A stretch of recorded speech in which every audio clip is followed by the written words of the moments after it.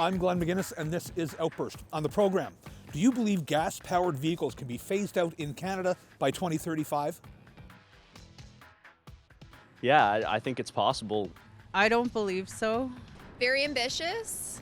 I think it can be done. I think you have to have things in place and then have a realistic end date. But first, during a recent campaign event, Donald Trump suggested the United States would not come to the assistance of any NATO member country who did not contribute their fair share of military spending. He also went as far as to say he would encourage Russia to do whatever they want. This, of course, has alarmed many NATO countries who feel the security of the alliance could be compromised. NATO members are expected to contribute at least 2% of their annual GDP to defense. But many countries are falling short, including Canada, who contributes roughly 1.38% of our GDP. So, what do you think about this? Our question. What do you think about Donald Trump's comments condoning Russian attacks on NATO allies who don't pay their share? You can't have people who just mouth off like that, who are in international standings, positions of power.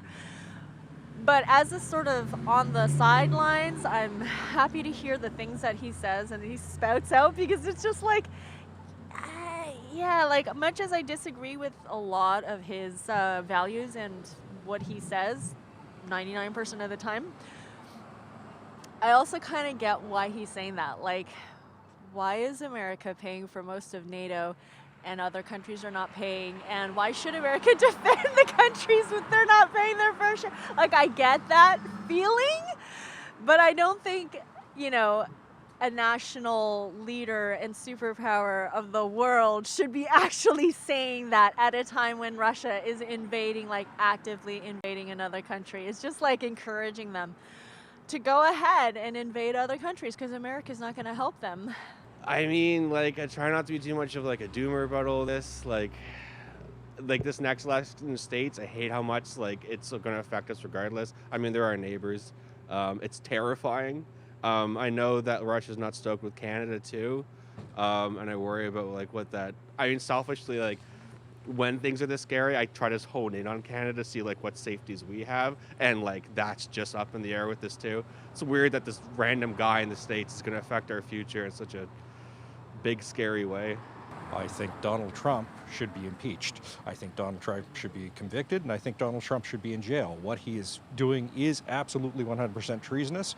As a Canadian, I think he's a dangerous political figure, and I don't think he should be given a mic anymore. It's hard to know with him. He's so erratic. He spouts off things on the spur of the moment, so, I mean, maybe he believes that, but who knows? I feel afraid for our country, for our freedom. Why? Well, because right now it may not be the best, but I mean, we still have freedom. We're able to walk around and so just scary to know that we could be attacked. Does my face say enough? I think he needs a little more information before making sweeping statements like that. Maybe we're not spending what we're supposed to on defense. Maybe we need to get better at that, but we're part of NATO and we work together. Well, I kind of like Trump, so sometimes you got to, be tough and to get results, and that's the way I look at, Trump and some of his decisions. I think that those are, our trusted neighbors in the United States, and it's really disheartening to hear their potential leader talking that way, which is almost directed towards us. So I think we probably need to do more on the defense front, but you'd never talk to a trusted neighbor that way. So I think that's it's really scary for what's to come if Donald Trump regains power in the United States. Definitely. He is no longer sitting president, so I mean his views on any sort of, foreign anything that goes on in the United States government, it has nothing to do with him anymore. He's just a mouthpiece as far as I'm concerned. I think his way of doing things is to go a little bit overboard, but it still stands that most of these NATO allies are not paying for their own protection, and Russia has shone a light on that. So I think the criticism should be taken to heart, and especially Canada. There's a recent article about we are not up to defending ourselves, not in the old wars, never mind the new wars. Well, I'm dual. I'm Canadian and American, and let's just say I register to vote every year, and the last 2 elections I made sure I did not vote for Trump. Anything he says, I don't even pay attention to. In fact, I try to avoid him on sound bites and news, and he's attention seeking, but yet he's a dangerous man. I think it's ridiculous. While it's important to pay your fair share, and it is important to contribute to NATO, it is a very strong and important institution, especially in the past. The fact that anyone would condone attacks on these individuals, especially on our allies, is absolutely ridiculous. There shouldn't be a correlation between not paying and approval on attacks of such an insidious nature. Yeah, it's always alarming when someone does something like that, and it's like to live in a world of peace, and so when it comes to something like that, it's troublesome. We live in a comfort zone of not having been exposed to war, at least in Canada, for a long time, and yeah, it's scary when people make that kind of proposition, and I'm saddened to hear that. I don't think it's a good idea, probably. I guess it's important for people to pay their share, but I don't think attacking them is the solution. Yeah, the state of the world it's an interesting spot these days. It's frightening. You know, it's a different world that we live in, polarizing opinions across the board. And when that comes from a former president and potentially a future president, quite concerning, for sure. My opinion is that they are reprehensible and harmful, and that he consistently puts his own ego in front of the potential benefit of his country and his constituents, or potential constituents with this new election. Yeah, condoning violence in any form at this point is a little bit ridiculous, and I think that other courses need to be taken no matter what the situation. There's always a better way through. I think it's the usual Donald Trump, just get a rise out of everyone. There's no real backing behind much of what he says, so I don't give it much value. Automobile manufacturers have about 11 years to phase out the sale of gas-powered vehicles, with the obligation to produce a higher percentage of electric vehicles every year. This comes after a Liberal government promise to phase out the sale of gas-powered vehicles by the year 2035. While some environmentalists may applaud this initiative, others feel the infrastructure is nowhere near being ready to achieve this 11-year target. So, what do you think about this? Our question: do you believe gas-powered vehicles can be phased out in Canada by 2035? That does seem a little bit unrealistic. If we had an interim goal to get partway there, it probably would make a lot more sense. So it almost seems like an aspirational goal that the government knows that we're not going to reach. So they're asking for more than they know that they're going to get, would be my impression of it. If those are the current metrics, yeah, absolutely. We have a global climate crisis that we need to address. So if we focus, we got rid of lead gasoline, back when it was causing so many issues, we can do it again. If gas is going to be an issue and electric's the way to go, then our government can focus on that and we can get it phased out for sure. No, I don't. I don't think what the problem is, I think you can't have a date and then try to make it work. I think you have to have things in place and then have a realistic end date. It feels ambitious, and it feels ambitious because we're so different from the European countries. We've got so much space to cover, so much infrastructure and whatever. Having said that, we can move toward it, definitely, and maybe faster than we are, but I think it might be a little bit ambitious. I don't believe so, but it could be a possibility if money was put towards that. No, I think that's pushing it a little bit. I think we need a little more time. And why is basically, we're finding in cold weather, it's a bit of a challenge, and I think we can overcome them, but we're going to need some time to feel confident that when it's minus 40 below, like we get here, that we're going to be able to drive our vehicles. Very ambitious. I think it can be done. I know that they're very effective. They're very affordable in the long run, so they're more of an investment than traditional gas-powered vehicles. I think it's definitely something to aspire to do, for sure. I'm not sure that they can be phased out completely. I think it's a good goal for our country to work towards. Solely battery-powered vehicles are maybe not a feasible option for the country as a whole. We have an option to look at. There's good hybrid vehicles on the market right now. We also have hydrogen fuel that needs to be explored a bit further. I think it would probably take longer than that. That's only like a bit over 10 years, so I think it would be good, beneficial, but I don't think it would happen that soon.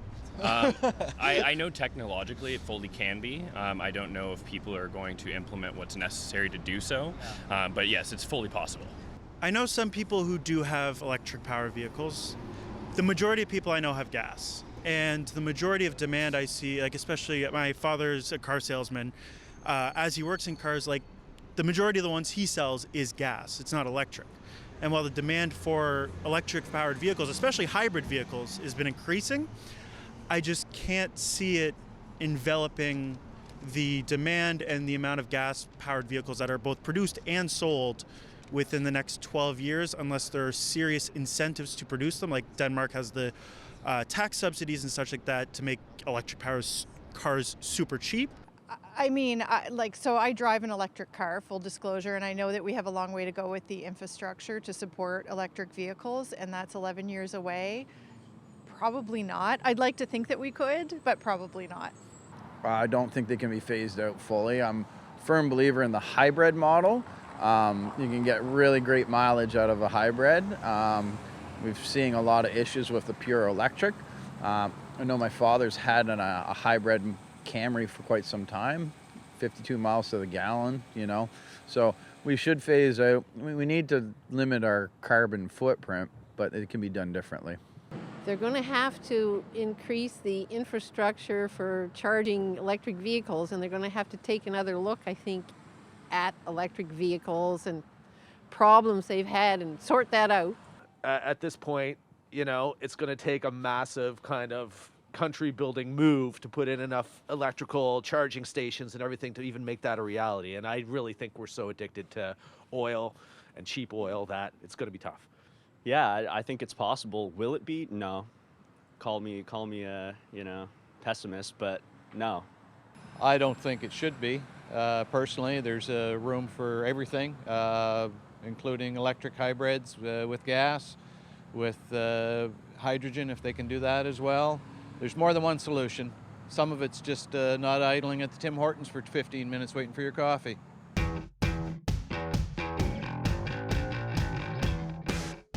When was the first Indigenous woman elected to the House of Commons?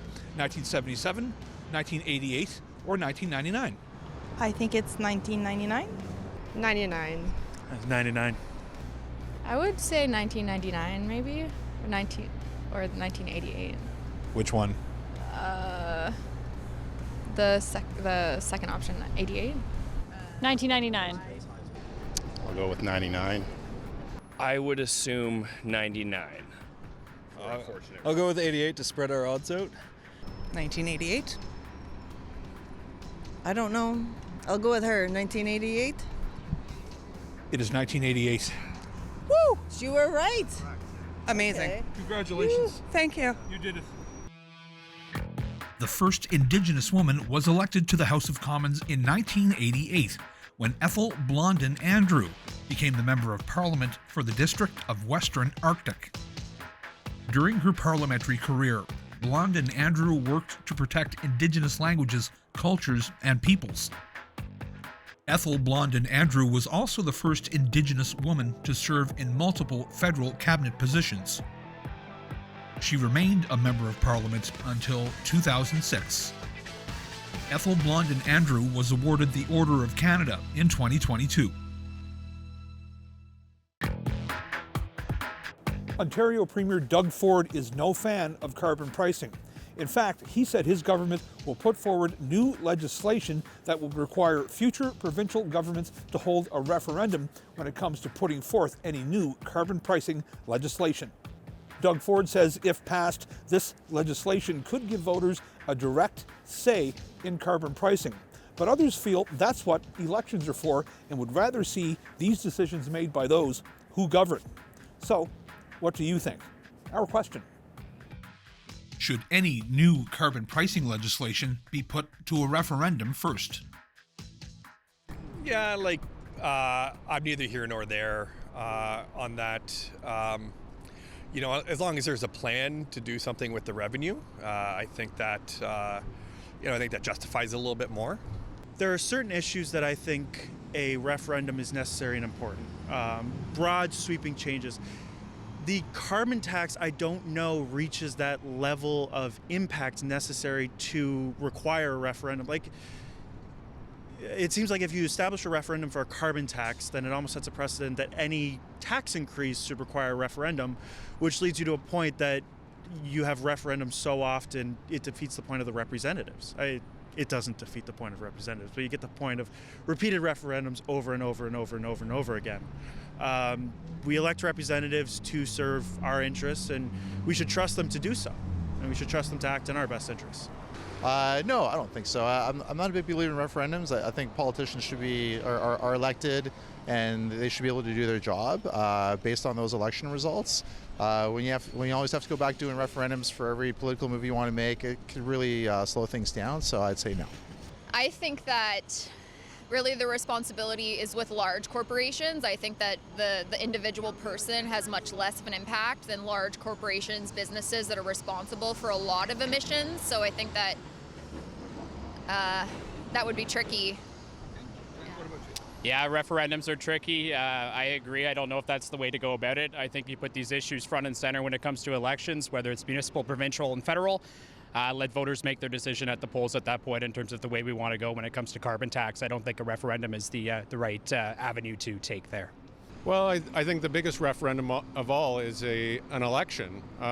So I'm sure that I know that the major political parties right now have taken a position on that.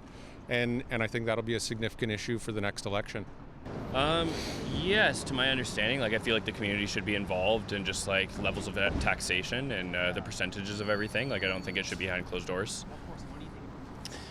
Discourse is good. It's always good to be democratic about things, and the more opinions, the better. You get a bigger pool of opinion, you have more information to draw on. I think a referendum might be useful. I feel like carbon tax should be higher for companies like industrial factories. I think that would be more helpful than taxing individual people, but I don't think carbon tax is a bad thing overall. So referendum is a good idea, I believe. Yeah. Well, they could. I don't know what sort of result they'd get.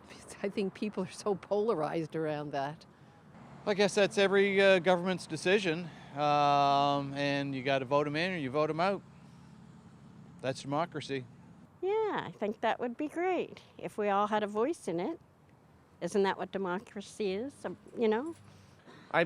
We know clearly what the policies of both parties are, so when the federal election happens, you'll know if you're voting for the Liberals or the Tories or any of the mushy middle, which side they're on. So I would think we can't start having referendums about every decision about taxation in this country. That's how we get into a quagmire like we see in the U.S.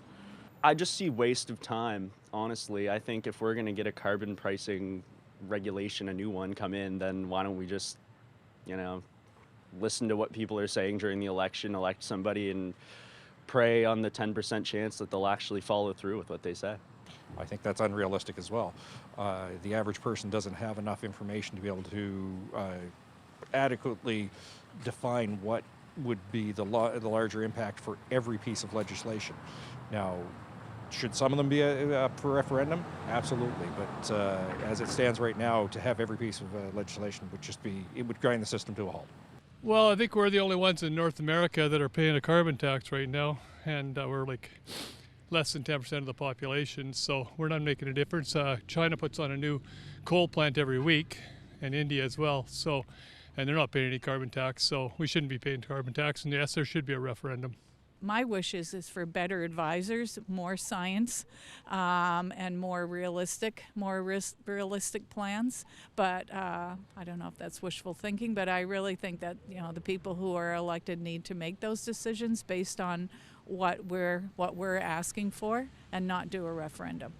Well, of course, more opinions are a lot better, I think, and that's what what you're getting when you put them, bring them out front and discuss them and talk about them, Well, I think that's the role of leaders, to be able to anticipate the future and the impact of a lot of what we're doing unthinkingly, because we're more concerned with the now rather than anticipating what's going to be happening 10, 15 years from now. That is really the role of leaders, and I'm all for leaders taking on that role, as long as it's done reasonably and responsibly, and and not just out of whack with what is possible in terms of financial ability and capacity. We all know Canada is facing a doctor and nursing shortage, and it's getting seemingly worse as less people are entering the profession and more people are leaving as they get close to retirement age. To add some incentive, the federal government has offered a 50% increase in student loan forgiveness for doctors and nurses who work in remote and rural communities. The federal government hopes this will help attract roughly 1,200 new doctors and about 4,000 new nurses to the healthcare system over the next 10 years. So, do you think this will work? Our question: is student loan forgiveness enough to encourage more people to become doctors and nurses? We are currently in school to be nurses right now, so yes, 100%. Yeah, no, I really appreciate the fact that the money I've had to borrow to go towards my education, it's not going to be a heavy factor. Of course, I still have to pay back whatever was beforehand, but I don't know. It's not something I'm going to lose sleep over after I finish nursing school. I feel like it's going to be pretty consistent how easily we're going to be able to pay things off based off of, our incomes in the future, hopefully. I think so. I, as somebody who accumulated quite an extensive student debt, that would definitely be, I think, a pretty big factor in recruiting more people into healthcare for sure. I think student loan forgiveness is a start. Opening more seats is another thing that they need to do, and they also need to have better paying positions in the province, whatever province you're in, but across Canada, but here in particular here in New Brunswick, to retain the talent that is here, because we've had many nurses, teachers, other well-trained professionals that have left the country to find work because they just can't get work here in the province, still to this day. Yes, I think it would be for sure an encouragement to help with the fees. I don't know how long of a study you need for that, but I do think that will encourage people maybe a bit more if the fees are a help, yes. To take one sector and forgive their loans only, I don't think that's fair. But I agree that we have to come up with something to get more doctors and nurses. It certainly is an issue that's not going to go away too quick, I believe. So.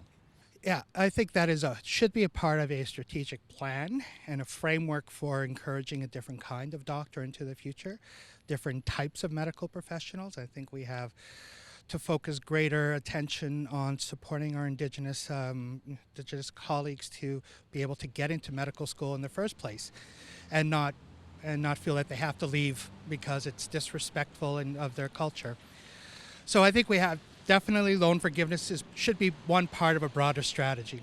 It would be varying degrees of loan forgiveness. So if you're willing to go to hard to serve isolated areas, I think it should be 100% loan forgiveness. And if you choose to be in an urban area, then loan forgiveness, but not as much as for people who are willing to go to rural or the hard to serve areas. And that would be my best suggestion. Yeah, it's a good first step, absolutely. That is a high barrier to entry into the medical field. I mean, as a computer science student, I had $60,000 in student loan debt, but medical school is far more expensive. So any way to drop the barrier to getting them in the field is good. Is good as far as I'm concerned. I mean, it's one avenue we could definitely explore for sure, but I think it's recruitment and retention of young people, whether that's in the provincial health system or it's private care, giving young people opportunity and reason to stay in that field versus trying to explore a job elsewhere. I think there's different ways to do it. Forgiveness in loans is one way, but I think making it an attractive workplace and recruiting and retaining young people that are in the medical field is the best bet. I agree. I think the conditions for people in the medical field need to drastically improve. We hear time and time again that conditions in hospitals, conditions for family doctors, they're really not ideal. They're really stressed, pressured. I don't think they have adequate resources to do a proper job to give that care to folks. So I think that a lot of changes aside from just student loan forgiveness have to be implemented. I think absolutely. I can speak personally about student loans, and yeah, if we relieve that, I think I imagine you'd see an uptick in registration for that. So absolutely. Absolutely. I think that critical jobs need support, especially nurses. I think nurses make the world go round, and I think we need more better quality nurses. And they go through a lot, they see a lot. I think they could use the support. I think it may remove a barrier for some that qualify for student loans, but the tuition is only a small part of an education. There's lost income along the way and other significant living expenses, especially for programs as intensive as those. Thanks for watching this episode of Outburst on CPAC. If you have any comments about this show or any other show, you can find us on social media. You can also find us on our website at www.cpac.ca. I'm Glenn McGuinness, and on behalf of my colleagues at the Cable Public Affairs Channel, thanks for watching. We'll see you next time.